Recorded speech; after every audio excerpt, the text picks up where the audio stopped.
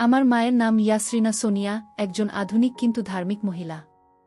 ছোট থেকে আমেরিকাতে বড় হওয়ার সত্ত্বেও আমার মা অনেক ধার্মিক এবং পর্দাশীল।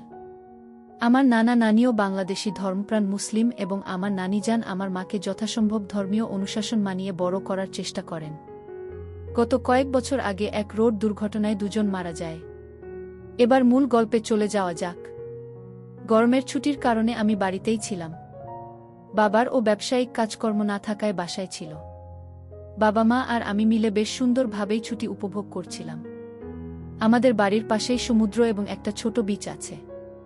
আমাদের প্রপার্টির ভিতরে পড়ায় সেই বিচে বাইরের মানুষ আসতে পারে না। তাছাড়া আমাদের বাড়ির আশেপাশে লোকজনের বসবাসও কম। মূল শহর থেকে আমাদের বাড়ি 2 মাইল দূরে। প্রায় প্রতিদিন বিকেলেই আমরা পরিবারের সবাই মিলে বিচে যেতাম। প্রথমেই বলেছি, আমার আম্মু একজন পর্দাশীল মহিলা। তাই বিচে গেলেও আম্মু শালীন পোশাক পরতেন। তবে যতই শালীন পোশাক পরুক, আম্মুর রূপ ঠিকই বাইরে প্রকাশ পেত। গত কিছুদিন যাবত আমার মাঝে অন্যরকম একটা অনুভূতি কাজ করে। শুধু মাকে না, যে কোন মেয়েকে দেখলেই আমার অন্যরকম একটা শিহরণ কাজ করে।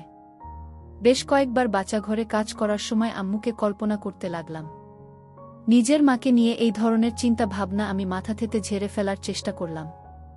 কিন্তু মাকে যতবারই দেখতাম ততবারই আমি নিজের উপর নিয়ন্ত্রণ হারিয়ে ফেলছিলাম। একদিন বাবা, আমি আর মা বিচে গিয়েছিলাম। মা লম্বা টি-শার্ট এবং ঢিলে জিন্স পরেছিল। মা আর বাবা একসাথে বসেছিল।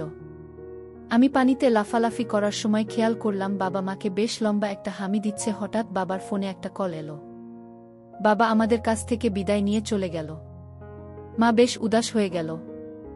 আমরা বাসায় চলে এলাম। মা আর আমি বাগানে গেলাম। আমি মায়ের পাশে গিয়ে বসলাম। মাকে বললাম আজ তাকে বেশ সুন্দর লাগছে। মা তখন আমাকে একটা হামি দিল। এটা স্বাভাবিক বিষয়, কিন্তু আমার মনের মাঝে একটা হাওয়া বয়ে গেল। আমি আমার রুমে চলে এলাম। আমার রুম থেকে বাগান দেখা যায়। জানালা দিয়ে মাকে দেখা যাচ্ছিল। মা বাগানের চেয়ারে 2 হাত পা ছড়িয়ে দিয়ে শুয়েছিল। হয়তো মায়ের অজান্তে কিংবা অসাবধানতার কারণে সম্পদগুলো দেখা যাচ্ছিল। আমি আর থাকতে না পেরে বাচ্চাঘরে গিয়ে কাজ সেরে এলাম। এটা প্রথমবার নয়, এর আগে বহুবার আমি এনটা করেছি। কিন্তু মাকে দেখে এই প্রথম। আমার মাথায় একটু দুষ্টু বুদ্ধি চলে এলো।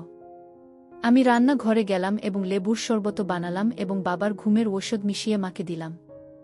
মা শরবত খাওয়ার কিছুক্ষণের মাঝেই ঘুমিয়ে পড়ল। আমি মাকে বেশ কয়েকবার ডাক দিলাম। মা কোনো সাড়াশব্দ করল না।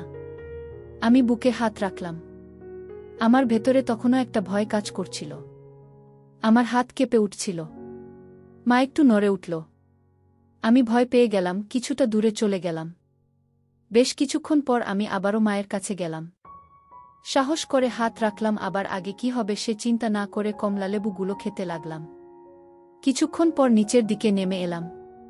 আমার নিজের চোখকে বিশ্বাস করতে পারছিলাম না। আমি কি দেখছি? হিতাহিত জ্ঞান লোপ পেয়ে গেল আমার। ঝাঁপিয়ে পড়লাম। প্রথমবার তাই দ্রুত বেরিয়ে গেল। রাতেও খাওয়া শেষে মাকে ঘুমের ঔষধ মিশিয়ে 1 কাপ কফি বানিয়ে দিলাম। বাবা বাড়ি ফিরবে না, সেই সুযোগটাই কাজে লাগিয়ে দিলাম। কফি খেয়ে আম্মু গুড নাইট বলে সোজা বেডরুমে চলে গেল। মিনিট 5 পর বাবা মায়ের রুমে উকি দিতেই দেখি আম্মু মরার ঘুমাচ্ছে। সেই একই কাজটা আবার শুরু করলাম। এভাবে প্রায় 5 মাস কাজ করছি। এরই মাঝে মায়ের শারীরিক পরিবর্তন দেখা দিয়েছে। আম্মুর পেট বেশ কিছুটা বড় হয়েছে। যতটুকু বুঝতে পেরেছি আমার অনিরাপদের কারণ। আম্মুকে দেখে বোঝা যাচ্ছিল আম্মু কিছু একটা বিষয় নিয়ে বেশ চিন্তিত। আব্বু ব্যবসায়ের কাজে বিভিন্ন জায়গায় চলে যায়। বুড়ো বয়সে আম্মুকে তেমন একটা সময় দেয় না বললেই চলে। সে কারণেই হয়তো আম্মুর চিন্তাটা আরও বেশি হচ্ছে। গত মাসে আব্বু ব্যবসায়ের কাজে অ্যারিজোনা গিয়েছে। ফিরবে আরও দিন 15 পরে। বাসায় আমি আর আম্মু।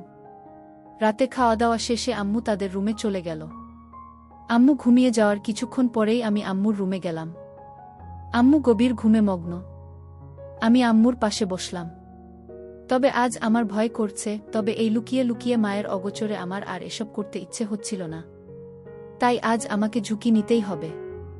আমি ঝুঁকে পড়লাম আর সাথে সাথে আম্মু চমকে উঠল। আম্মু আমাকে তার উপর থেকে সরিয়ে দিতে চাইছিল, কিন্তু আমি আম্মুর উপরে ছিলাম এবং আম্মুর থেকে গায়ের শক্তি বেশি হওয়ায় আম্মু আমার সাথে পেরে উঠল না। তখন আম্মু বলে উঠল, তুই তোর সন্তানকে যদি দুনিয়ার আলো বাতাস দেখতে দিতে চাস তাহলে আমার উপর থেকে সরে যা। আমি তখন অবাক হয়ে গেলাম, আম্মু কি বলছে এসব? আম্মু এসব জানে কিভাবে? আম্মু একটু বিরক্তি ভরা চেহারা নিয়ে আমার দিকে তাকালো।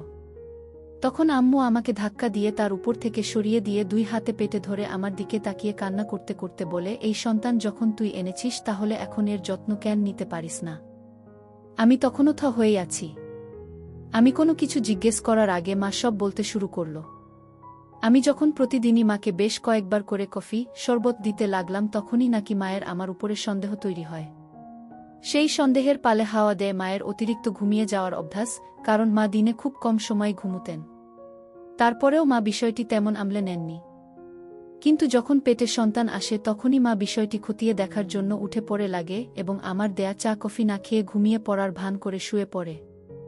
আমি তখন জানতে চাইলাম, আম্মু যখন এসব জানেই তাহলে আগে কেন এসব বলেনি, অথবা এসবে বাধা কেন দেয়নি? তখন আম্মু বলে, যেদিন প্রথম আসমু ঘুমের ভান ধরে শুয়েছিল ওই দিন আমি আম্মুর ঘরে একসেট হয়ে প্রবেশ করেছিলাম।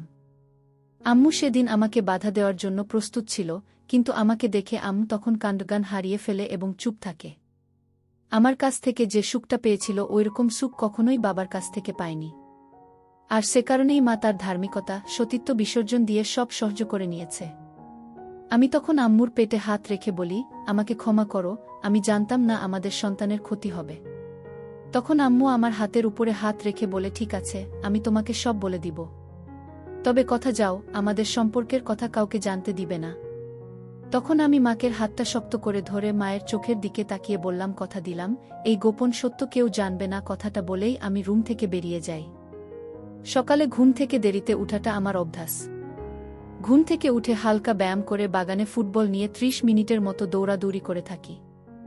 আমি লম্বায় প্রায় 6 ফুট, অল্প বয়স থেকে রেগুলার জিমে ব্যায়াম করায় আমার শরীর বডি বিল্ডারদের থেকে কোনো অংশে কম না।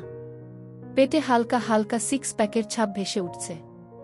হাই স্কুলের মেয়েদের থেকে শুরু করে ক্লাস টিচার, জুনিয়র স্কুলের বাচ্চাদের গার্ডিয়ানরাও আমার উপরে ফায়দাও তুলেছি এসবের। গত সামারে এক ব্রাজিলিয়ান ছেলের মাকে নিয়ে 4 দিনের ট্রিপে গিয়েছিলাম। এমন আরও অনেকের সাথেই সময় কাটিয়েছি আমি। সকালে জিম করে সোফায় বসে টিভি দেখছিলাম। আম্মু তখন কিচেনে রান্না করছে। আয়নাতে দেখলাম মা জলপাই রঙের সেলোয়ার কামিজ পরেছে। শরীরের ভাঁজগুলো স্পষ্ট বোঝা যাচ্ছিল। আমি উঠে আম্মুর কাছে গেলাম, আম্মুকে কাজে সাহায্য করতে লাগলাম। অন্য সময় আমাকে দেখলে আম্মু জামা কাপড়ে হাত বুলিয়ে ঠিক করত, আজ তেমন কিছুই করেনি। অবশ্য করবেই বা কেন? আমাদের মাঝে এখন আর কোনো গোপনীয়তা নেই। আমাদের সম্পর্কের সাগরে এখন নতুন জোয়ার চলছে। আম্মুকে বিভিন্ন জিনিস এগিয়ে দিচ্ছিলাম, আম্মুর হাতে হাত রেখে, আম্মুর গায়ে গায়ে দাঁড়িয়ে কাজ করছিলাম। রান্না শেষে খাবার টেবিলে খেতে বসলাম। ফল খাওয়ার সময় আম্মু মুভির মেয়েদের মতো করে কলা খেতে লাগল। সত্যি বলতে তখন মায়ের দিকে তাকালে যে কোন ছেলেই গরম হয়ে যেত, আমিও তাই গেলাম। খাবার খেতে পারছিলাম না, মায়ের দিকেই তাকিয়ে রইলাম। মা আমার দিকে তাকিয়ে ভ্রু নাচিয়ে জানতে চাইল কি হয়েছে। আমি সাহস করে বলে দিলাম, মাকে দেখে আমার অন্য কিছু খেতে ইচ্ছে হচ্ছে। তখন মা জানতে চাইল কি খেতে ইচ্ছে করছে। আরও একটু সাহস করে আম্মুকে বলে দিলাম। আমার কথা শুনে আম্মু কিছুটা চুপ করে রইল। এরপর উঠে দাঁড়িয়ে সোজা চলে গেল সোফায় বসল। আমিও খাওয়ার টেবিল ছেড়ে আমার প্রিয় খাবারে মুখ দিতে চলে গেলাম। আম্মু একটু একটু করে কেঁপে উঠতে লাগল। আমি বাজি কাজ সারতে গেলে আম্মু বাধা দিল, কারণ এতে সন্তানের ক্ষতি হতে পারে। কয়েক মাস পর বাচ্চা ভূমিষ্ঠ হয়েছে। কাছেরই একটা ক্লিনিকে আম্মুর সুস্থ স্বাভাবিক একটা ছেলে হয়েছে। আব্বু তখন বাড়িতে আছে। বাবা তার ছোট ছেলেকে কোলে নিয়ে ঘুরে বেড়ায়, প্রায়ই বলেন ছোট ছেলে তার বড় ছেলের হুবহু চেহারা নিয়ে জন্মেছে। বাবা বাড়িতে থাকায় আমার সমস্যা হচ্ছে, আম্মুকে কাছে পাচ্ছি না। রাতেও আম্মু আব্বু একসাথে থাকায় কিছু করা যাচ্ছিল না। সকাল বিকাল বাবা মায়ের পাশে পাশে থাকে। আমি মাকে একা পাচ্ছিলামই না। তখন আমি বিকল্প পথ ধরলাম। বাবা বিকেলে জগিং করে বাসায় ফিরেই আম্মুর সাথে বসে রইল। আমি 2 কাপ কফি বানিয়ে নিয়ে গেলাম, আব্বুর কফিতে মিশিয়ে দিলাম ঘুমের ঔষধ। ব্যাস, কাজ হয়ে গেল। বাবা খুশি মনে কফি খাওয়ার মিনিট 5 মাঝেই ঘুমিয়ে পড়ল। আম্মুর বুঝতে বাকি রইল না বাবা কেন হঠাৎ ঘুমিয়েছে। বাবা ঘুমানোর পরেই আমি আম্মুর সামনে একসেট হয়ে হাজির হয়ে গেলাম। লাউড স্পিকারে গান বাজাতে বাজাতে আমি আম্মুর কাছে নাচতে নাচতে গেলাম। আমার এমন আচরণে আম্মুর হাসতে লাগল। আম্মুর কাছে যেতেই আম্মু কাছে টেনে ধরল। কাজ সেরে মাকে নিয়ে সোজা সমুদ্রের নীল জলরাশিতে ঝাঁপ দিলাম। আম্মু আমার পাগলামি দেখে অট্টহাসিতে মেতে উঠল। সমুদ্রের ঢেউ এসে আমাদের ধাক্কা দিচ্ছিল, মাথার উপর দিয়ে পাখি উড়ে যাচ্ছিল। সমুদ্রের গভীর জলে সূর্য ধীরে ধীরে ডুবে যাবার প্রস্তুতি নিতে শুরু করল। আম্মু হঠাৎ সমুদ্রের পাড়ের দিতে যেতে লাগল। আমি জানতে চাইলাম কি হয়েছে। তখন আম্মু জানালো বাসায় বাবা আছে, তার ঘুম ভাঙলে যদি সে আমাদের এমনভাবে দেখে তাহলে সর্বনাশ হয়ে যাবে। আম্মুর কথাটির যুক্তি রয়েছে, বাবার ঘুম ভাঙলে বিপদ হবে, সেটাই স্বাভাবিক। আমিও আম্মুর সাথে সাথে বাড়ি চলে এলাম। আম্মু বাগান পেরিয়ে চুপি চুপি পিছনের দরজা দিয়ে বাসায় ঢুকল। আমিও আম্মুর পিছু পিছু চুপিসারে বাসায় ঢুকলাম। বাসায় ঢুকে দেখলাম বাবা নেই। আম্মু ভয়ে ভয়ে দোতলায় ওদের রুমে গেল। জামাকাপড় সামলে নিল। হিজাব এবং বোরকা পরে আম্মু আবার পিছনের দরজা দিয়ে বেরিয়ে এলো। আমিও আম্মুর পিছু পিছু বেরিয়ে এলাম। আম্মু ঘুরে বাবাকে গিয়ে দেখল বাবা বাগানে বাবুকে নিয়ে বসে আছে। আম্মু আব্বুকে ডাক দিল। আব্বু কিছুটা রাগী চোখে তাকালো। তখন আম্মু একদম অবলা মেয়েদের মতো করে তাকালো। মনে হলো আম্মু কি করছে তার কিছুই তিনি জানেন না। আব্বু আম্মুর একা বাইরে যাবার কারণ জানতে চাইলে আম্মু বলে উঠল পাশে একটা বাড়িতে ধর্মকর্ম নিয়ে হচ্ছিল, আমাকে নিয়ে আম্মু সেখানেই গিয়েছে। আমাদের বাবুর এখন 1.5 মাস বয়স। বাবা ব্যবসায়িক কাজে ছোটাছুটি শুরু করে দিয়েছে আবার। বাসায় আম্মু, আমি আর আমাদের সন্তান। স্কুল খোলা, আমি স্কুলে গেলে মা বাসায় একা থাকে। সে সময়টাতে মা বিভিন্ন ধর্মীয় কাজ করে। আগে আম্মু রাতে নামাজ পড়ত, প্রায় ভোর রাতে কোরআন তিলাওয়াত করত। বর্তমানেও করে। বাবু হবার পর বাবুর প্রচুর অসুখ হয়েছিল, এরপর থেকে মা প্রায় রোজা রাখেন। বিশেষ করে যে দিনগুলোতে আমি স্কুলে যাই, স্কুল থেকে ফুটবল প্র্যাকটিসে এবং নাচের ক্লাসে যাই, ওই দিনগুলোতে আম্মু রোজা রাখেন। এতে করে আমার সাথে মায়ের মেলামেশাও ঠিক থাকে, আবার আমার ব্যস্ত দিনে মার ইবাদতও ঠিক থাকে। তবে প্রতি রাতেই আমাদের মেলামেশা হয়। আম্মু এবং আমি দুজনেই মেলামেশার জন্য অধীর আগ্রহে থাকি। আমাদের দুজনের প্রতি দুজনের কোনো অনাগ্রহ তৈরি হয় না, অতৃপ্তি আসে না। হ্যালোইন কাছে চলে এসেছে, কয়েকদিনে পরেই হবে হ্যালোইন। অন্য সময় আমাদের বাড়িতে হ্যালোইন হতো না, আম্মু দিত না। আমি বন্ধুদের সাথে হ্যালোইন করতাম। তবে এবার আম্মুকে রাজি করিয়েছি। শুধু রাজি না, আম্মুকে ঘিরেই হবে আমার এবারের হ্যালোইন। মূলত হ্যালোইনের বিষয়টা মাথায় আসে আম্মুকে সেবা দেওয়ার সময়। তখন আম্মুকে বিভিন্নভাবে বুঝিয়ে রাজি করেছিলাম। হ্যালোইনের জন্য স্কুল বন্ধ দিয়ে দিল। বাড়তি পাওনা হিসেবে পেলাম বাবার কাজের চাপ থাকায় বাবা বাড়ি থাকছে না। আমি আর মা হ্যালোইনের জন্য কেনাকাটা করতে গেলাম। আম্মুর জন্য আমি একটা ক্যাট গার্ল এঞ্জেল কস্টিউম কিনলাম। আমার জন্য আম্মু একটা ডেভিল কস্টিউম কিনল। আমাদের বাবুর প্রথম হ্যালোইন, ওর জন্য কস্টিউম কেনা হলো। হ্যালোইনের রাতে আমাদের বাড়ি হ্যালোইনের সাজে সাজানো হলো। আমরা কস্টিউম পরে রেডি হয়ে গেলাম। আমাদের হ্যালোইন পার্টির মূল উদ্দেশ্য ছিল নিজেদের চরিত্রের বাইরে গিয়ে আলাদা রোল প্লে করে সময় কাটানো। আম্মুকে মেকআপ করার পর ক্যাট গার্ল এঞ্জেল কস্টিউমে সত্যি সত্যিই পরীর মতো লাগছিল। আমিও শয়তান সেজে প্রস্তুত হয়ে গেলাম শয়তানি করার জন্য।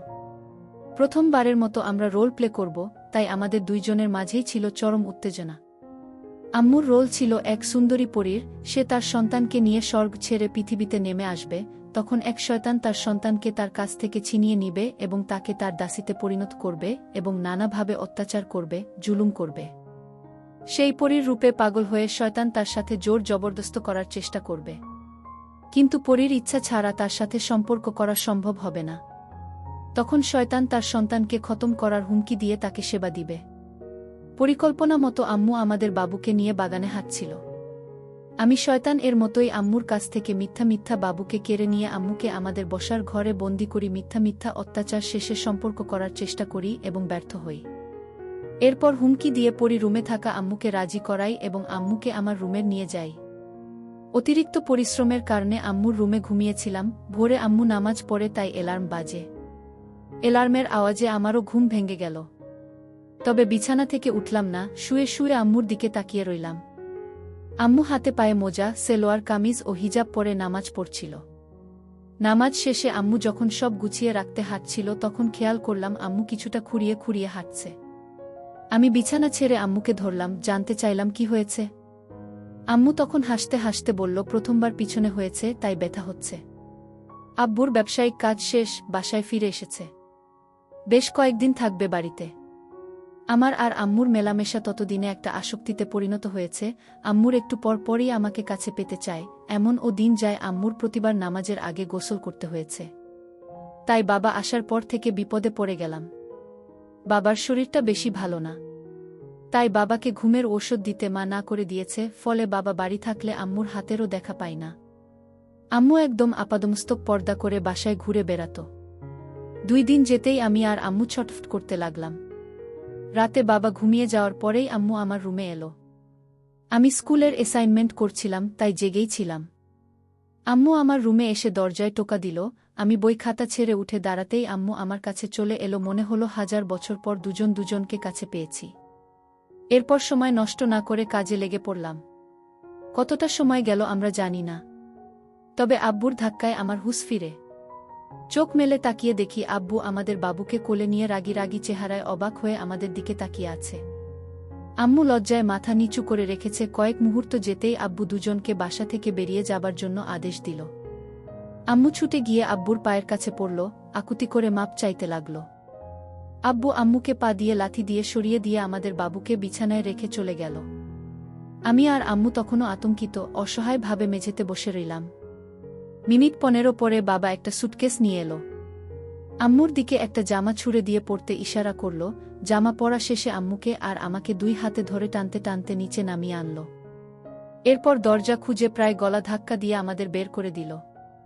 মাঝে রাতে আমি, আম্মু আর আমাদের নবজাত শিশু রাস্তায় এসে পড়লাম। কি করব কিছুই বুঝে উঠতে পারছিলাম না। রাতে আমরা একটা হোটেলে উঠি। সারা রাত আম্মু কান্না করে। সংসার ভাঙ্গার কষ্টে এবং অনিশ্চিত ভবিষ্যৎ নিয়ে আম্মু ভীত হয়ে যায়। পরদিন আমরা চলে যাই আম্মুর বেস্ট ফ্রেন্ডের জুলি আন্টির বাসায়। সেখানে আম্মু আন্টিকে রাতের ঘটনার কিছুই বলেন নাই। আন্টিকে আম্মু বলল কিছুদিন বেড়াবে। আন্টিও সানন্দে আমাদের থাকার ব্যবস্থা করে দিল। আন্টির বাসাটি বেশি বড় নয়। উনি একা মানুষ, 3 রুমের ফ্ল্যাট বাসায় থাকেন। আমাদের একদম কোণার রুমে থাকতে দিলেন। রুমে বাথরুম, জানালার বেলকনি সব আছে। রুমে ঢুকে আমি ফ্রেশ হয়ে একটা শর্টস আর টি-শার্ট পরে বিছানায় শুয়ে পড়লাম। আম্মু আজকে বেশ স্বাভাবিক। আমি বিছানায় শোবার পর আম্মু বাচ্চাঘরে গিয়ে ফ্রেশ হয়ে বেরিয়ে এলো। এরপর ব্যাগ থেকে একটা নাইট ড্রেস বের করে সেটা গায়ে চাপিয়ে পাশে শুয়ে পড়ল। আম্মু বিছানায় শুয়ে পড়ার কয়েক মিনিট পরেই ঘুমিয়ে পড়ল। গত রাতে ঘুম হয়নি, তাই হয়তো আম্মু কাহিল ছিল। রাতে হঠাৎ ঘুম ভাঙতেই আমি নিচে কিছু অনুভব করলাম। ঘুম ঘুম চোখ মেলে তাকাতেই দেখি আম্মু আমাকে জেগে উঠেছি দেখে আমার কাছে মাথা নিয়ে এলো। অনেক ভালোবাসা দিলাম তখন আম্মুকে। আন্টির বাসাতে আমাদের দিনগুলো ভালোই কাটছিল, কিন্তু প্রায় 1 সপ্তাহ যাবত আন্টির বাসায় থাকার পরেও বাবা আমাদের সাথে কোনো যোগাযোগ করল না। আন্টির বাসাতে আরও কিছুদিন থাকাটা আমাদের কাছে বেশ লজ্জাজনক মনে হলো। তখন আম্মু আমাকে নিয়ে লস অ্যাঞ্জেলস এর কাছে সান্তা মিরিয়াতে আমার নানার বাসায় চলে যাবার কথা বলে। যেমন কথা তেমনি কাজ হলো। রাতে আমি আর আম্মু একটা গাড়ি ভাড়া করে সান্তা মারিয়াতে চলে গেলাম। নানার নানি মারা যাবার পর থেকে বাসা খালিই ছিল। মাঝে মাঝে আমরা বেড়াতে আসতাম এখানে। লোকজন থাকে না, তাই আমি আর আম্মুই এখানকার একমাত্র বাসিন্দা। নানা নানি বেশ যত্ন করে ও রুচি নিয়েই বাসা বানিয়েছে। বাসার সামনে সুইমিং পুল, বাগান সবাই আছে। আমরা প্রায় ভোরে নানার বাসায় পৌঁছালাম। বাসায় ঢুকে আম্মু দ্রুত জামাকাপড় পাল্টে নামাজ পড়বার ঘরে চলে গেল। নামাজ শেষে আম্মু নানা নানির রুমে চলে গেল। মা বাবার কথা মনে করে আম্মু কিছুটা মন মরা হয়েই বসে রইল। আমার আম্মুর জন্ম এখানে। আমি আম্মুর পাশে গিয়ে বসলাম।